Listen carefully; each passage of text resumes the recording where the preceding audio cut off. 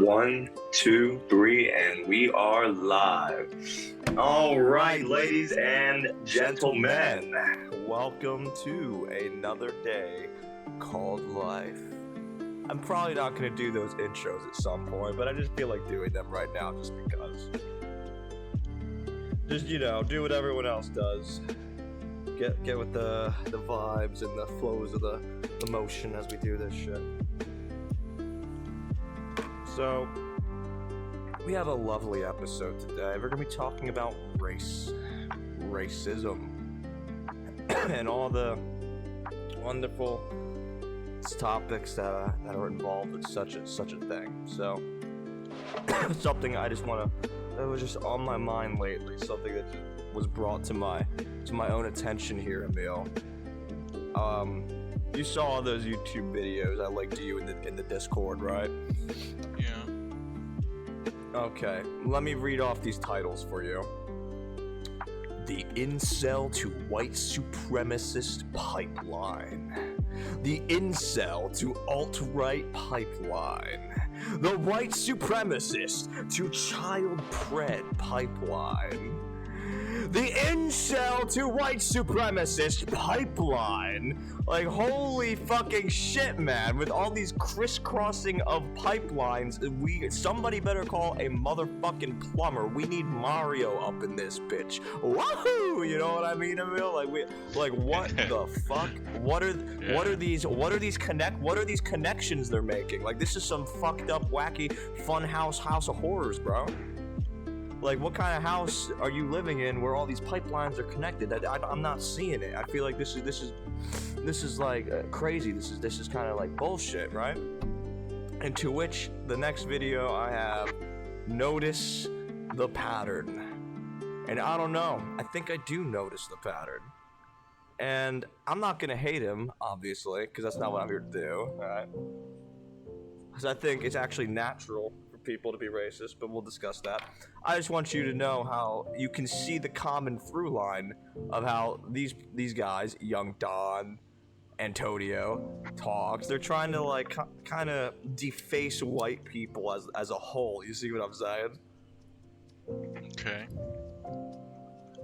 Like, I mean, whether they can say all day and all night what they want about, like, oh, but we make the caveat that it's not all white people. Well, that doesn't matter. If someone just says that, hey, all these niggas out here are just dumb as shit, but not all of them, like, you're still being racist. You see what I'm saying? Mm-hmm. Like, oh yeah, like they have an inherent IQ deficit, but not all of them. Like no, it comes across the same way. And it's kind of like destroying the culture, right? It's ruining the dialogue and conversation that we should be having, which is toward healing and not bashing people over, not bashing others over the traumas of the past. We're supposed to seek healing, right? So, yeah, no, it's funny because in this Notice the Pattern video, Emil, he actually goes on to say this, that he's gonna give the same energy to the racists right back at them, right? Like, he's gonna fight racism with more racism, which is something I've actually heard stated. I don't know, I wouldn't say commonly, but I have heard it stated, right? And it's, this idea of fighting fire with fire makes absolutely no fucking logical sense, Emil. The only place we're fighting fire with fire, racism with more racism, is if you are in hell, where you only have fire. Now, I don't know about you, but down here on the other side of eternity, where we have life on Earth, we have water, right? I was taught that you put out fire with water, right? The water, which is my word, which is true healing, by the way. And so, listen, I actually don't even blame him for being racist, actually. If you perhaps went away, if you did something like this, Emil, if you said, oh, well, I guess there are a lot of white people who tend to be child predators, but at the same time, there's a lot of black people who tend to murder.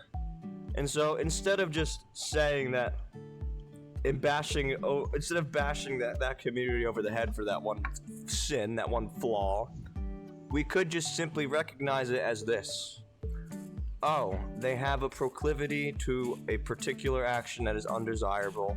We should figure out and understand why it is deeply, like really understand why it is this is happening. You understand what I'm saying? Okay. It's a completely different approach, and it's something that people would be hesitant naturally to do because they're too clouded by their anger and their hatred. They just want to have this otherism. They just want to destroy and eviscerate the other side right away as soon as they can, right? And so, let's talk about what racism actually is. Do you have thoughts? Emil? What is racism? I mean, I think racism. I mean, we know what the obvious definition is, though. We could probably say that out loud, right? Okay. I mean, someone who's being hateful.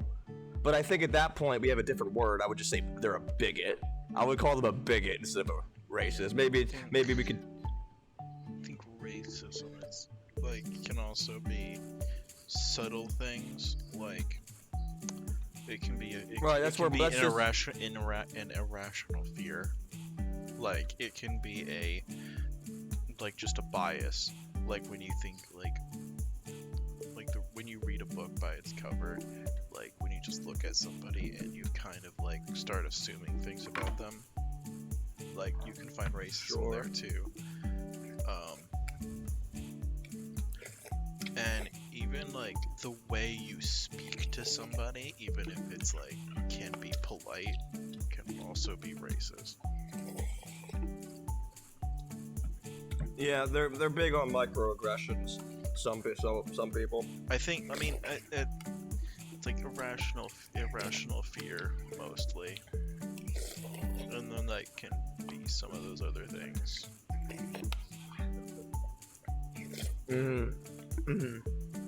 Okay, I hear you. So,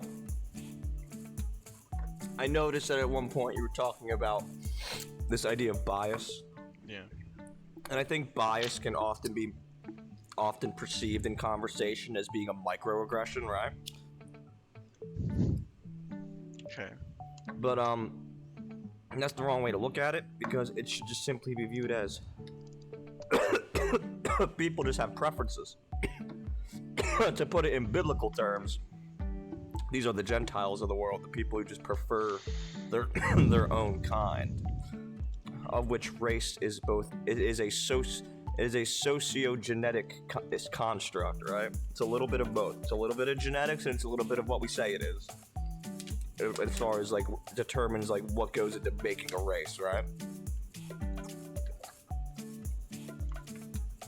It's actually the same idea behind, man's best friend, dog. God spelled backwards, by the way. But think about dogs. Why did I bring that up? Hold on, let me think.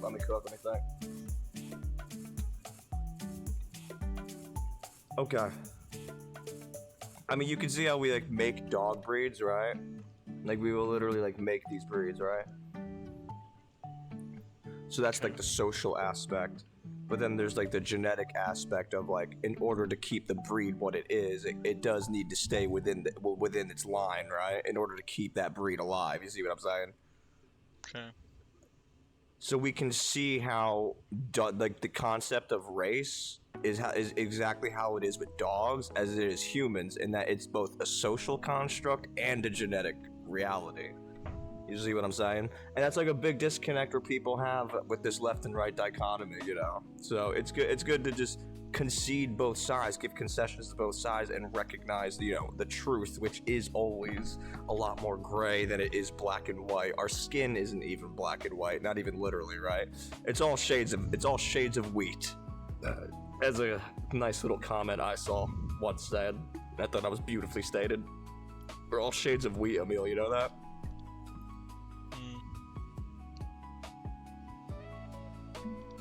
beautifully. It's well said. It's well said. So, yeah, man. Like, just wanted to talk about it because like we can't be fighting fire with fire. It's gotta be fire with water. And so this racism thing is just people having preference, right? So what we're witnessing in America, right? Here's something I also want to bring up here. Something we're witnessing in America is because most people are Gentiles, right? 80% of the world probably, and the Jews are those who like are interested outside of their racial boundaries.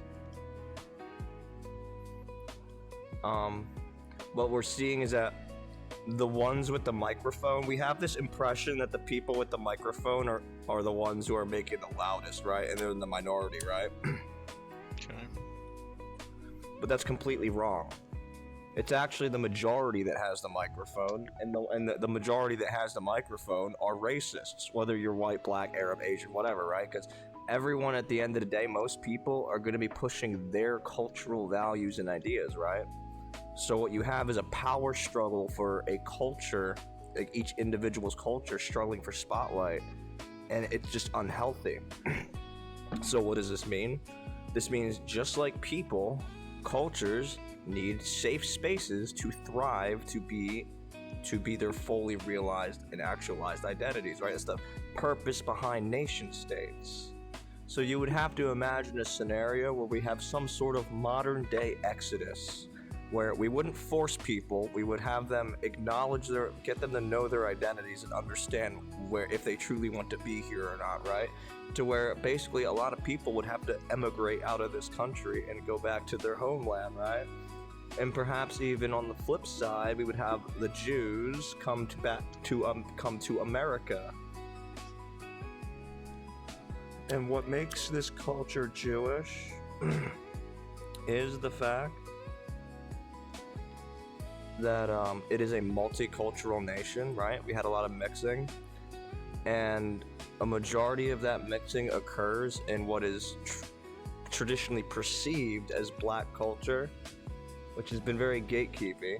But we should recognize that this quote-unquote black culture, it's actually Jewish culture, because it always was multicultural at its inception.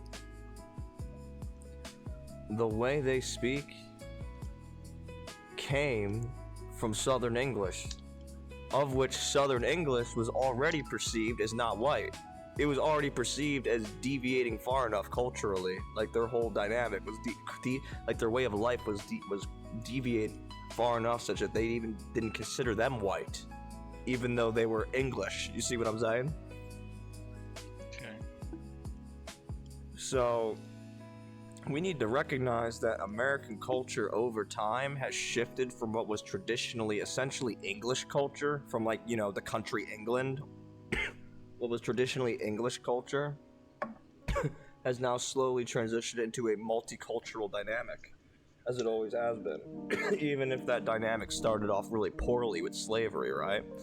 Even though it started off very poorly, but like we can't deny the roots here, like, right?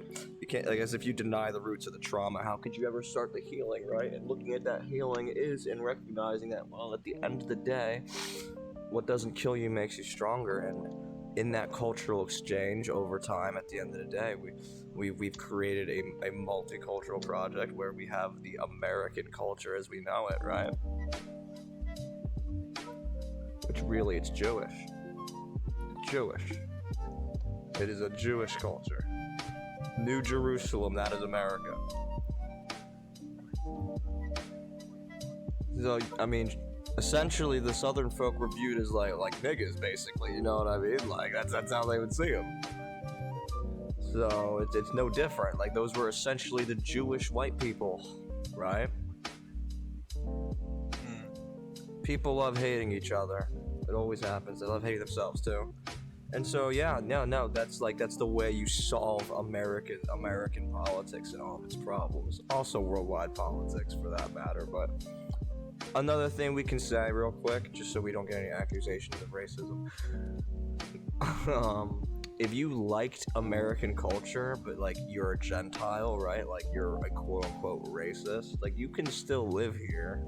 But the condition of living here would essentially be, well, if you you like the culture, but you prefer to be within your own culture, then the simple solution is to not enforce your cultural values. You see what I'm saying? Right. It just becomes, okay, well, just be a participant, but don't enforce your own culture as if you have that right. Because you have to respect the fact that you're a guest in someone else's home, right? Yeah. You don't just start setting up shop like you own the place. So it's about respect, too. And people knowing themselves. And there's nothing wrong with it, and that you can have coexistence and separate but equal at the same time with this model, with this understanding, with this framework of love. Isn't it beautiful? Tell me it's not. I mean, I'm not gonna have the opinion that it's beautiful now. Shit. Well, I think it's beautiful. Because, you know, we're able to just move on. You're gonna grow. Evolve as a species.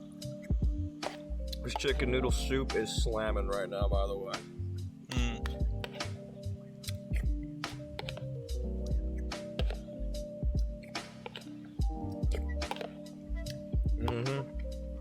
Alright. Needed that.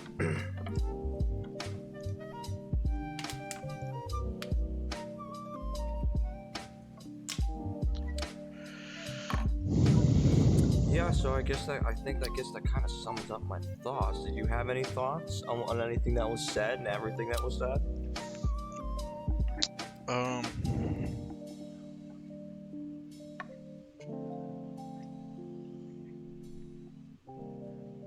Shit. We're moving on. We are pushing past the racism, and we are recognizing it for what it is. Preference. And people need their spaces to thrive.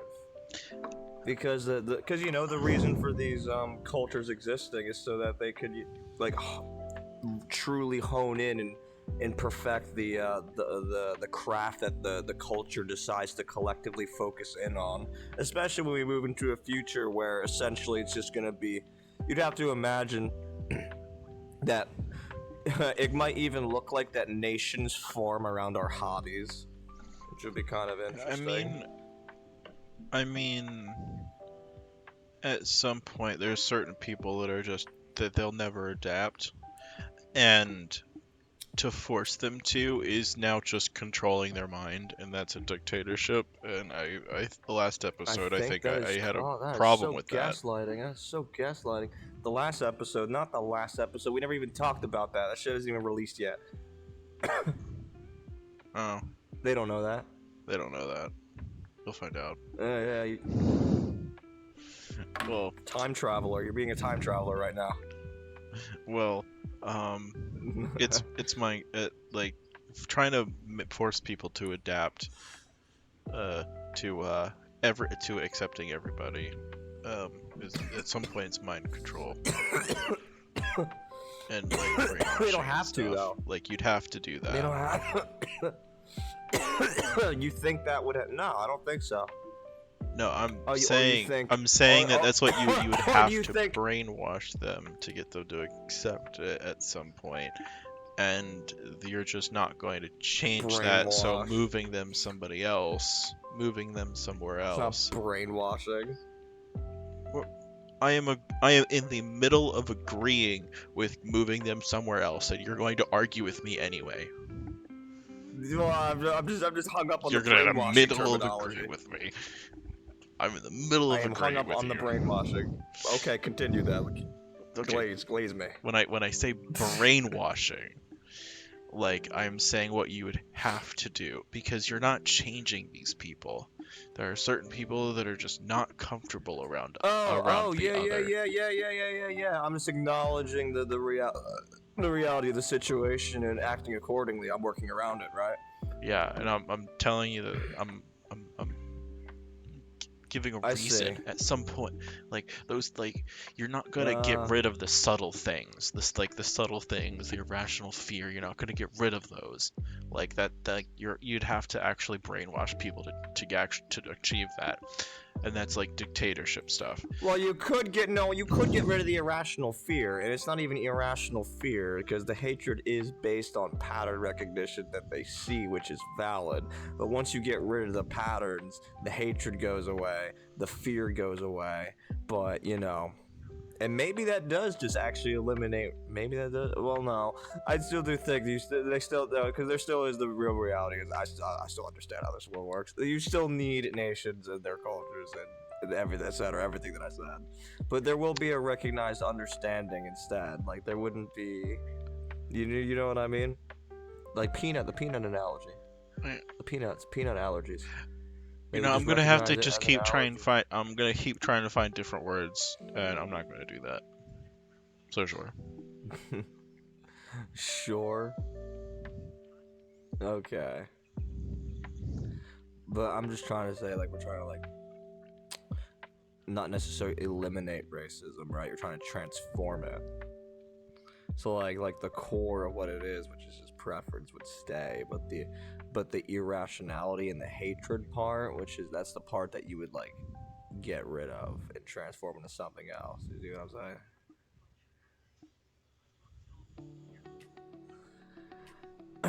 Well, all right. I think that just sums up all my thoughts. That does it for me. Are you good? Yeah, I'm good.